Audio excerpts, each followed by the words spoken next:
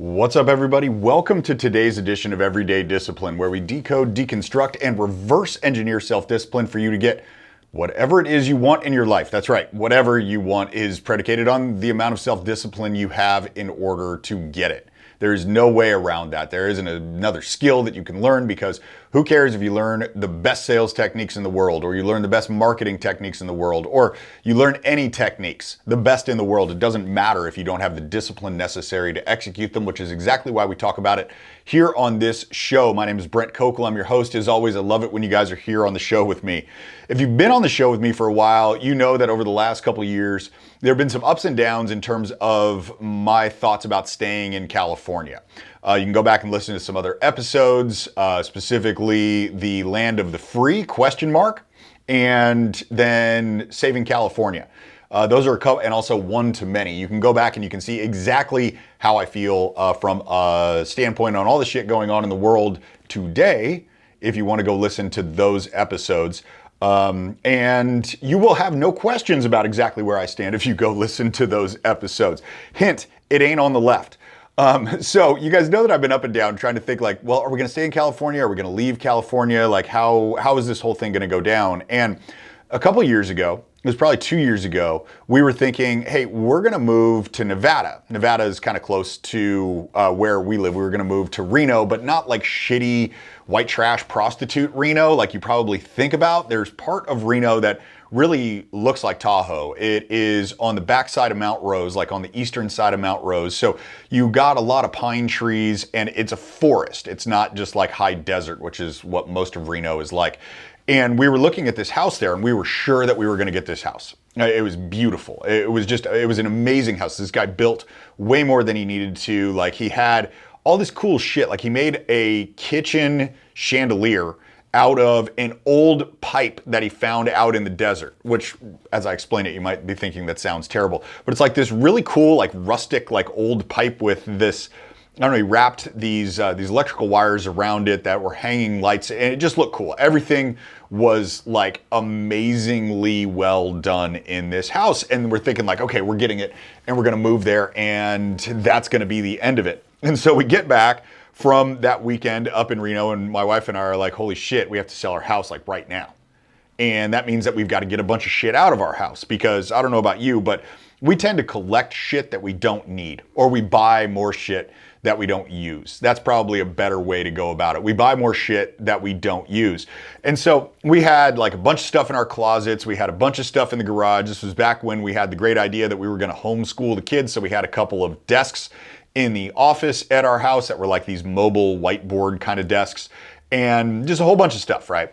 And so we get this storage locker at this place pretty close to our house. And it was, I want to say, like $300 a month. And we decided, like, oh, well, it's just going to be a couple months, so let's not worry about it. Like, let's just throw all the stuff in there. Because $300 a month, it seems like a lot to store shit that you don't use, but I'm thinking like, oh, well, we'll just get rid of it when we move.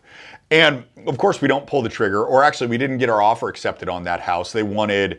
I think they wanted like something like 50% above what was a record for the neighborhood at the time. And we're just like, we're not doing that. That's bullshit. You guys go ahead and good luck with that. And of course, they got an offer at their ask.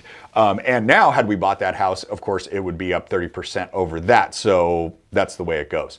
But in any event, we had the storage locker for a couple years. We didn't use any of the shit, but we got to the point where we were like, we really got to go clean this thing out. And so over the weekend, I go in the truck and I unload this, and it only takes like 3 bedfuls in the truck to get everything back out. And I'm opening the boxes, because some of it was my stuff, a lot of it was my wife's stuff. And I'm looking in there, and it's like, I have not had any utility for any of this shit in over 2 years. Why am I even looking inside of the box? Because it's all stuff that either like I don't wear anymore, it's out of style, or it's something that I don't use, books that I've already read and don't need to reference again, all this, right? And it just kind of like hit me right there. And this is one of those recurring lessons that hits me, and I just want to share it because it's got to be in your brain, which is that if it doesn't serve you today, it's not going to serve you in the future. Now, if it does not serve you right now, it's not going to serve you in the future. And I'm not talking about clothes that you keep in storage or the back of your closet that you haven't worn for 6 months, which, by the way, if you haven't worn it in 6 months, chances of you wearing it again, not really, really good. What I'm talking about is the experiences that we have in our lives, especially the negative ones, those things don't serve us in that moment, especially if we're not in the state of readiness to get whatever lesson it was that would have been there inside of the negative experience. But we hold on to those things, right? I remember doing this from high school to college. Like, I remember I got shot down by girls a couple times in high school, and I took those negative experiences with me into college to where I was more timid about approaching women in college because I held on to the negative experiences. Because, dude, like, I mean, it was painful to get shot down. Like, I felt like terrible about myself and going like, what the fuck's wrong with me, kind of thing. And that experience pulled itself into the future. The same thing happened to me a lot later in life, where it was like I didn't make a couple sales in a row, and I took the negative experience of not making those sales into the next thing, into the next sales meeting. And I started having these doubts, which is ultimately what past negative experiences create if you allow them to. So if you've got this thing where it didn't work out, whatever way that you were thinking it was going to work out, what ends up happening is it does plant this seed of doubt in terms of your ability to do it the next time. And it's really interesting the way that this whole thing works, because there's a trick to get out of it that I'll share with you guys on this episode, but it can really pull you down if you don't figure out a way. But the first part about it is to recognize that the experience in that moment did not serve you. Like, it didn't help you in that specific moment.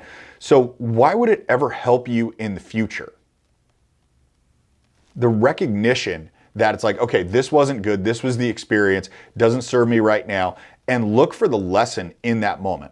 Like, look for it's like, what would it be that was trying to teach me in this moment that would take me on to something else, right? The biggest lesson for me inside of that, and I've talked about this one on the podcast before too, but it's the apparel business that wasn't, right? And short story, I ended up thinking I was going to get into apparel business, did a whole bunch of work, spent a couple of years dealing with this thing, brought a product to market, product wouldn't sell, ended up costing me about $375,000 in money that I did not get back. Okay. And I look at this and I can say like, man, that was a massive failure. It's painful. If I try to start something again, then I'm just fucked, because clearly I wasn't good at this in the first place. But instead, what I was able to do was, and it took me a while to do this, was to segment the lesson from the experience. And the lesson ultimately that I needed in that time was humility, because I didn't have any of it. And I thought that I could go ahead and do whatever I wanted and everything would just work out just fine for me. But the reality of it is that I needed desperately to get some humility. And that's exactly the lesson that I got out of that, and how I can translate that into everything else that I do right now. Because I would say that I'm a fundamentally different person now than I was then because of that lesson of humility. It's a big thing. So understanding that I needed to separate that experience from the lesson. And the reason I needed to do that is because if I took the experience with me the entire time, then I'd start to create a story about myself around that experience. Same way I was talking about it, where I started to create a story around myself when I got shot down in high school, where it's like, oh, I am not desirable. Like, I'm not desirable to women. Like, I'll go up to them in college and it won't work out. Like, I started to create that story, which is far from the truth of anything. And that's not a like, oh man, look at me. That is just in general a statement about any stories you tell about yourself are usually pretty far away from the truth, because we have a tough time seeing that for ourselves. Same thing about sales. I started telling myself I was a shitty salesperson because I got shot down a couple times. But really, what I recognized is that every customer that doesn't buy holds the key to you selling the next customer. All you've got to do is extract the lesson from this entire thing. So what I want you guys to do is I want you guys to recognize that the way out of the stories that we tell about ourselves and consistently holding on to shit that doesn't serve us is, one, recognize the lesson. Two, only take the lesson on with you. Don't worry about the experience. Like, the experience doesn't serve you in that moment. I promise you it will not serve you in the future. And so if you look at it, because naturally we've got to take something with us. And when you take the lesson with you, then it becomes a stepping stone rather than an anchor. The experience that was negative especially becomes an anchor and holds you back. It makes you tentative. It makes you doubt yourself. But the lesson is something that makes you wiser. It's something that makes you smarter. And because of that, you've got the ability to do more and be better next time. So take the lesson, leave the experience. That's what I want you guys to do. So at the end of this episode, we always do something, which is what you need to go do, right? This isn't something where I want you to just listen to it and go like, oh, okay, cool, that was great.